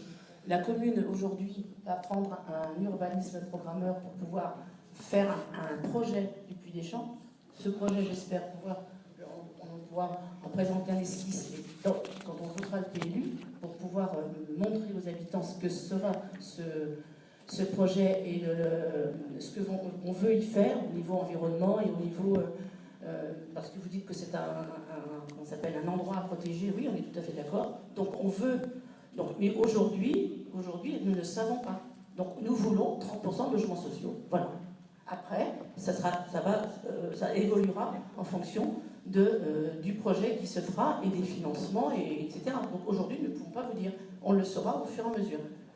Nous passons, on va peut-être s'arrêter là. La suite. On va faire un... Monsieur Oui, Dumont. oui, merci. J'aurais voulu rebondir sur le logement social. Je ne pense pas qu'il faille avoir peur du logement social et l'ajouter comme une espèce d'épouvantail. Déjà, lorsqu'on vous dit qu'il y aura 30% de logements sociaux, et comme le disait M. Bouton, il y a plusieurs types de typologies dans le logement social, il ne faut quand même pas oublier qu'il y aura 70% de logements non sociaux. Merci. Donc c'est quand même quelque chose d'important. Est-ce qu'on voit le verre, est-ce qu'on regarde le verre à 2 tiers vide ou à 1 tiers rempli? C'est la première question que je dis. C'est l'inverse. Peu importe. Deuxième chose, il ne faut quand même pas oublier que dans les années 70 et 80, à l'époque où, après qu'on ait construit les HLM du parterre, la Croix-Saint-Jacques, etc., nous étions à 40% de logement social à Dourdan, donc la part a légèrement décru, et que ça a été construit, j'allais dire sous l'Empire, mais enfin sous l'égide de M. Secaldi, qui n'était pas, jusqu'à la preuve du contraire, un homme de gauche. Bon, ça, c'est la première chose que je voulais dire. La deuxième chose, c'est par rapport à ce PADD, donc, qui est une pétition de principe, et je rejoins totalement Pierre du Colonel, et je le dis d'autant mieux qu'on ne s'était absolument pas concerté. L'important, ce sera la mise en œuvre. Mais ce qui est important, c'est cette pétition de principe que je trouve personnellement intéressante et même riche de promesses. Et il y a une chose que je voudrais quand même souligner, parce que c'est la première fois que cela arrive depuis bien des années, et ça, nous le devons quand même à Madame Marie-Yvonne Bocquet. C'est qu'il y a eu, et oui, ça peut arriver, même si on n'est pas dans le même groupe, ça peut arriver. Et ça arrivera. C'est tout simplement, c'est qu'il y a eu une véritable concertation, et une concertation fructueuse. Des gens, et notamment les associations de protection de l'environnement, ont été, sauf erreur de ma part, largement entendus. Et c'est pourquoi, d'ailleurs, le PADD va très globalement dans le bon sens. Effectivement. Voilà, donc c'est ce que je voulais dire, principalement. Troisième chose, et j'en terminerai là, c'est l'adhésion au PNR. Ce n'est pas seulement un gadget, ce n'est pas une caution pour dire qu'on va faire de la défense de l'environnement, de l'écologie, etc. C'est quelque chose qui est extrêmement important pour l'avenir de Dourdan, tout simplement parce que si c'est bien mené, cela peut constituer un axe de développement de notre ville, non seulement sur le plan économique et touristique, mais également sur le plan de la renommée, de l'image de notre ville, qui en a aujourd'hui besoin aussi bien. Voilà. Je te prends le micro. Voilà. Attendez, je me permets. Donc, alors, pour ce qui est de... Merci. Voilà. Tout premièrement, je voulais juste rectifier 2-3 petites choses concernant la minière. La minière, je viens de consulter le ZRIF, et la minière n'est plus, Monsieur Nicolo, la minière, je vous en prie, mais la minière en fait n'est plus en zone de prévision à bâtir. Il faut le savoir. Et ça, c'est essentiellement dû, ainsi que plusieurs secteurs, autres secteurs de Dourdan, c'est essentiellement dû à votre ancienne coéquipière, ou du moins à la coéquipière de la personne à qui vous avez succédé, Monsieur Legois, qui avait Madame donc Bonzani, qui s'est battue pendant des années au conseil au conseil régional, pardon, et qui a réussi à obtenir la suppression de près de 40% des pastilles qui sont attitrées à Dourdan. Donc voilà, ce qui est important, ça veut dire qu'en fait, en gros, l'urbanisation possible dans les 50 ou voire plus en termes d'années, elle a été réduite de 40%. Et aujourd'hui, on est obligé de bricoler avec ce qui nous reste. Et ça, c'est essentiellement dû à Madame Bonzani, Europe Écologie Les Verts, qui étaient vos associés à l'époque et qui vous ont permis de faire le PLU de 2013. Pour ce qui est du PNR, alors j'ai envie de vous dire, mon avis, il est assez simple. Le PNR, c'est quelque chose qui protège. Mais protéger, c'est quelque chose qu'on fait après s'être développé. C'est-à-dire après avoir réglé tout un tas de soucis qu'on a en termes de logement. Mais je veux dire, Brigitte, merci. Je veux dire, tu vas y arriver, tu vois, je le dirai à chaque fois s'il faut. Mais donc, le PNR, c'est un cataplasme, c'est quelque chose qui bloque, il faut le savoir. Ça bloquera le secteur foncier, le secteur forestier, le secteur agricole. Ah ben heureusement, Et le il faut secteur savoir- forestier, vous m'excuserez, mais Mais je heureusement. m'en charge, monsieur Dulon, j'ai Vous en bien compris. chargez, hein, Eh bien, Et j'espère vous que c'est inquiétez pas. enregistré, ce que vous venez de dire, parce que c'est magnifique, ça. Mais vous savez quoi, moi j'ai le mérite d'assumer ce que je dis. Ah bah, Alors, moi aussi, pour ce qui est c'est enregistré. du secteur, il faut savoir une chose, c'est que Dourdan ça, se compose de 91% du territoire est composé de forêts et de zones agricoles. 91% du territoire. Et ça, il faut le savoir, parce que quand vous me parlez de déforestation, à 91% du territoire, les bûcherons ne sont pas très actifs, je trouve. Voilà. T'as encore du boulot alors, hein?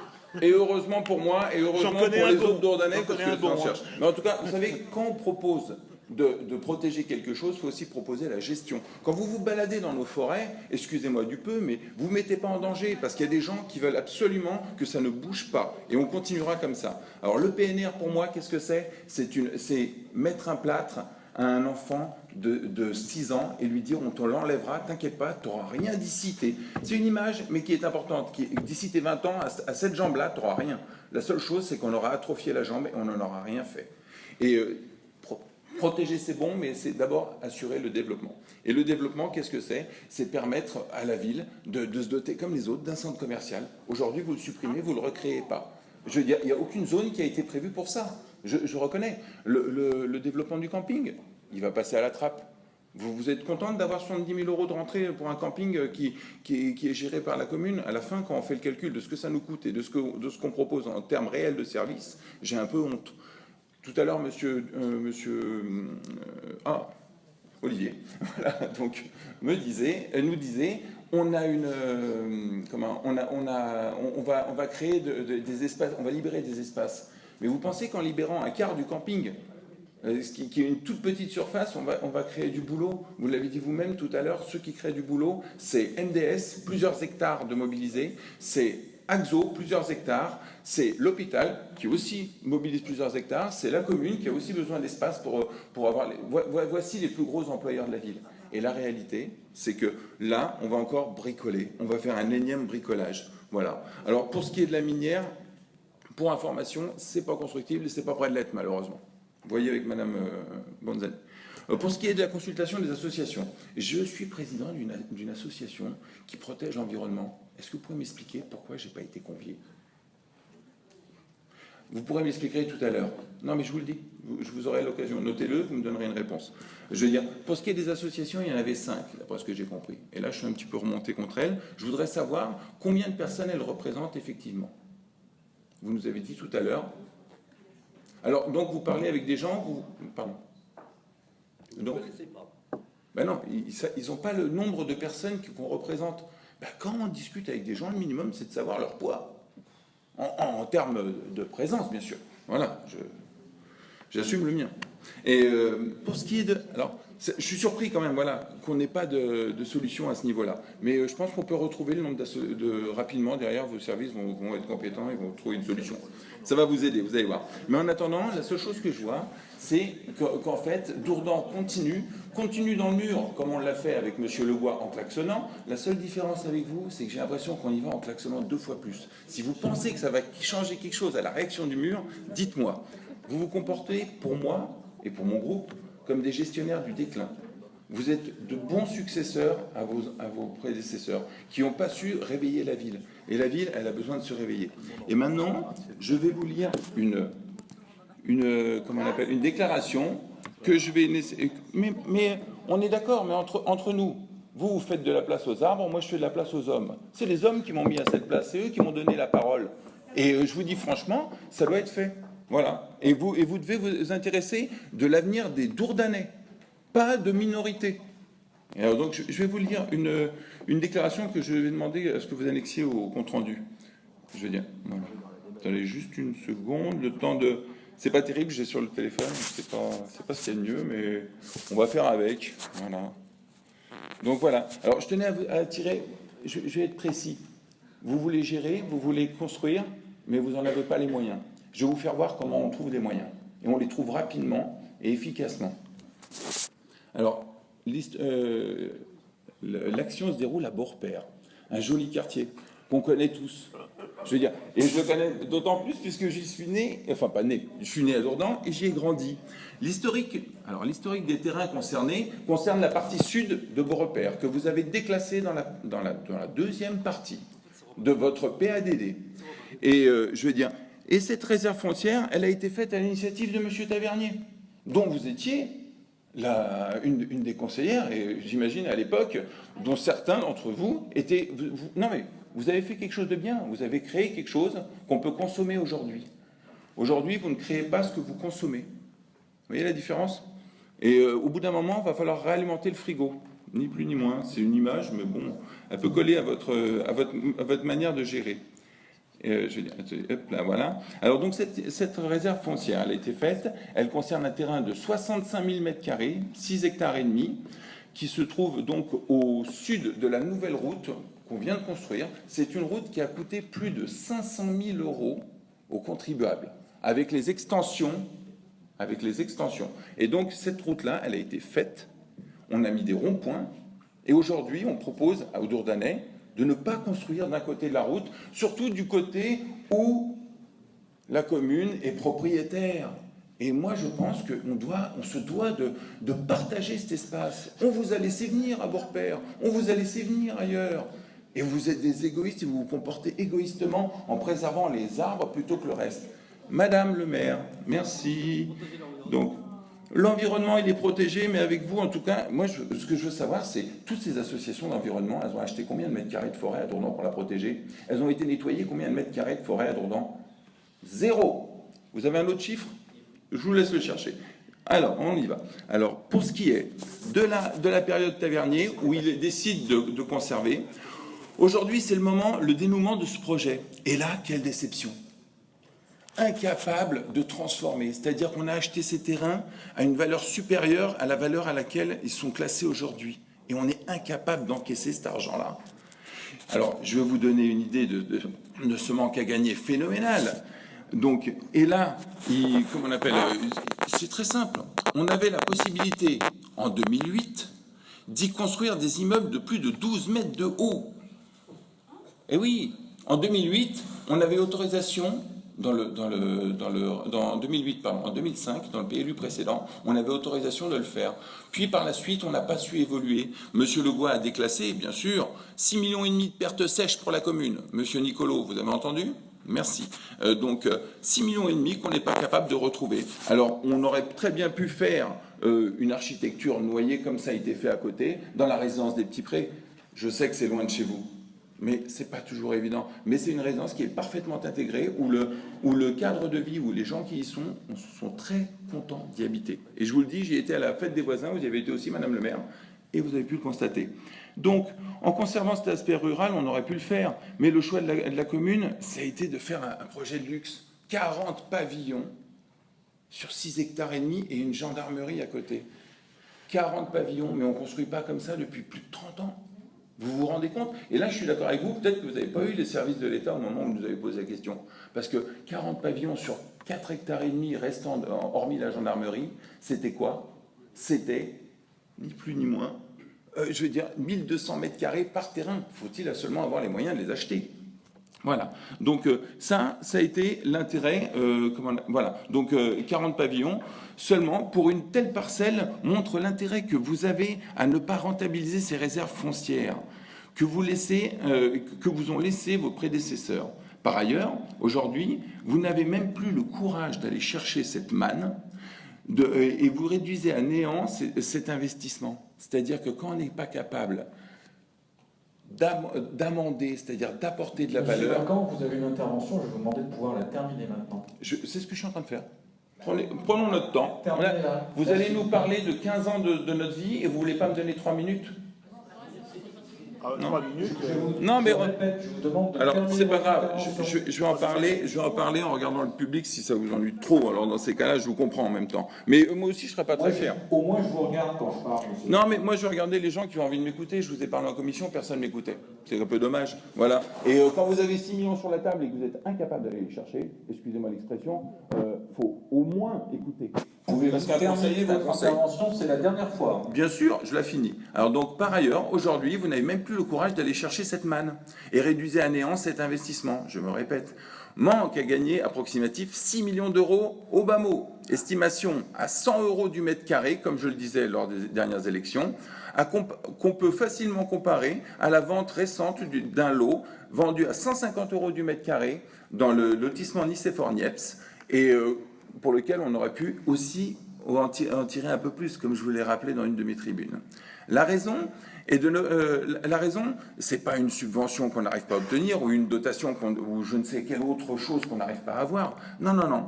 C'est un manque de vision et un manque de courage et d'ambition pour ce quartier.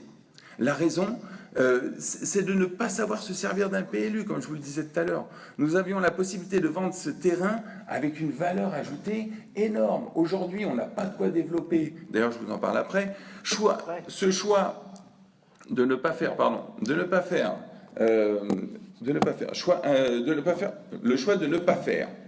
c'est un choix aberrant dans le contexte de disette budgétaire. Choix aberrant dans un contexte où vous augmentez les tarifs de la cantine, comme on va être obligé de les augmenter tout à l'heure, de 30 à 70 centimes. On n'est pas capable d'aller chercher 70 millions. Par contre, on va aller gratter un petit quelque chose chez les contribuables. Et vous en êtes fiers, j'imagine. Et donc, pour moi, c'est difficile. Voilà. Et je vais pas voter pour cette augmentation de cantine. Voilà.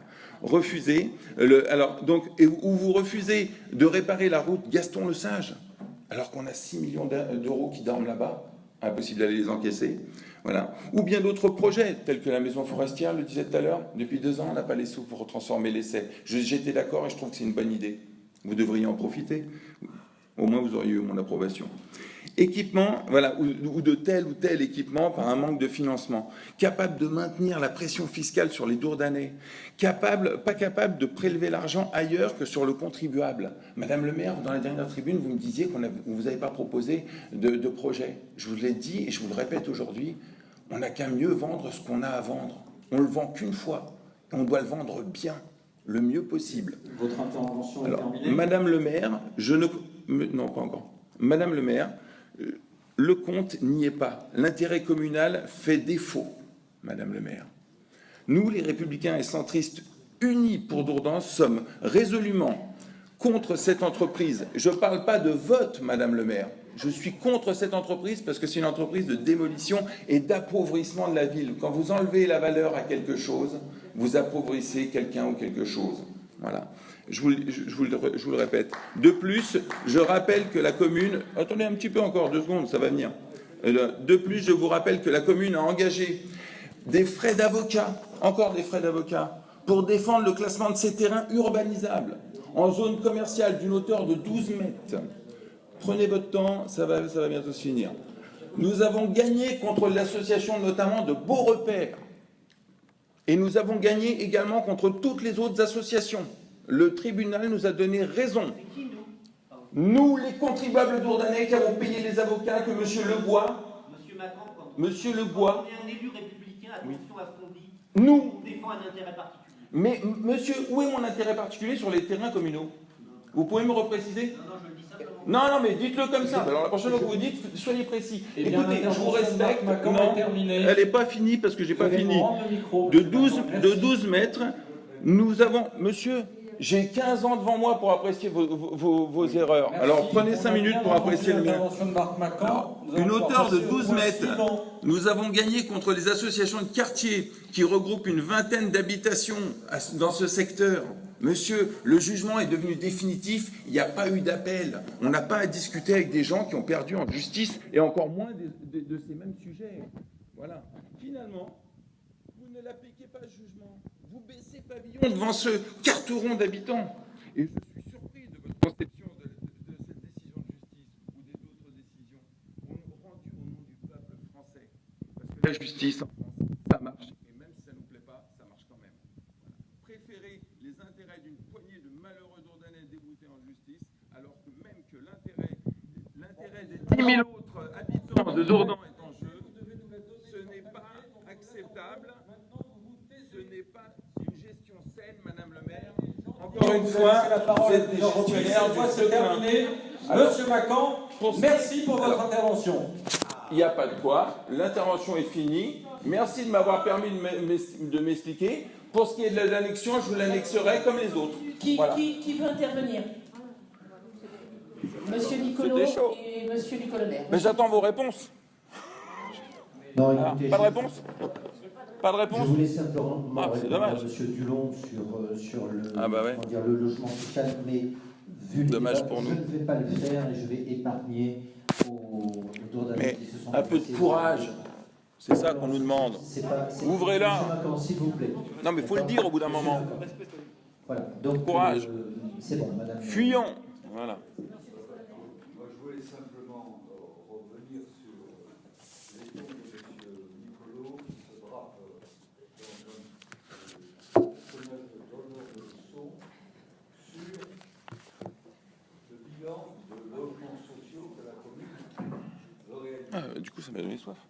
Alors que tout à l'heure, lors de la motion, on a rappelé que la région Île-de-France, effectivement, va bloquer complètement tout budget pour construire des logements au service public cachés. Or, on sait très bien dans les objectifs qui nous ont été donnés en termes de demandeurs de logement que 80% des demandeurs de logement sur notre ville relèvent d'un besoin de logement à très bon marché. Or, ce ne sont pas les exemples que nous avons à Jourdan de quartiers occupés par des logements, par des locataires à faible revenu, qui sont des ghettos, comme vous craignez que ce soit normalement répandu sur tout le territoire de notre ville. Donc, je pense que effectivement la commune aura des moyens très limités pour répondre aux besoins de logement qui viennent des Dordanais, des demandes des Dordanais, et ça en raison de la politique actuellement conduite par la région Île-de-France et reprise par le département. Voilà, c'est tout ce que je veux dire. Le débat est clos. Je peux juste sur le social, c'est important. Non, c'est fini, c'est fini. On Alors, passe. la seule chose que j'ai envie de vous dire, vous savez quoi, Madame le maire? Je respecte votre. Madame le maire, j'ai le droit aussi. Madame le maire, C'est sinon je limité. réponds. Non, on arrête là. On n'a pas de réponse. On arrête là. Le débat, il est court. Là, c'est un débat. Ah ouais, c'est Sur le court, PADV, surtout. c'est bon. La seule chose que j'ai envie de vous dire, c'est que l'un et l'autre, vous faites le jeu. De l'ordre du jour. Vous avez décidé de faire 30%, vous avez gagné les élections, vous appliquez votre programme. La droite qui a gagné les autres élections, il faut respecter ce que les électeurs ont décidé. C'est tout. Et en attendant, ça ne concerne que les logements très sociaux.